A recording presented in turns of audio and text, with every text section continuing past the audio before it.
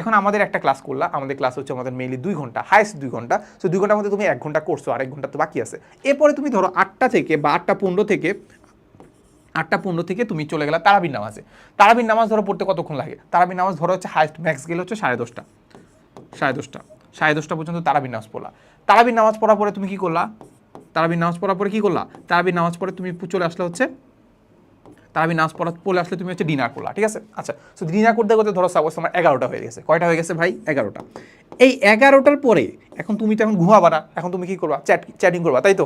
এখন আমরা এই চ্যাটিংটা না করে আমরা ধরো একটু চ্যাটিং করলাম কিংবা একটু কথাবার্তা বললাম। আর এখন রোজার মাসে তো আসলে আমাদের যে অন্য মানুষদের সাথে তো কথা বলা আসলে আমাদের জায়েজ না। তো যাই হোক, সো আমরা 11টা থেকে আসলে কি করবো না, একটু চ্যাটিং কিংবা হচ্ছে এই যে ফেসবুক নিউজ ফিড যেগুলো আছে একটু কমাই দিব।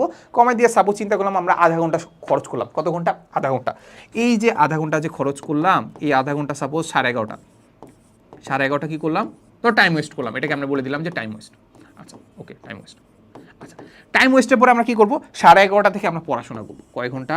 11:30 থেকে আমরা 12টা, ঠিক আছে? 12টা, 1টা, 2টা, 3টা, কয়টা? 3টা পর্যন্ত পড়াশোনা করবো। কয়টা? 3টা। 3টা না, 3:30। তাহলে কয় ঘন্টা হচ্ছে বলো?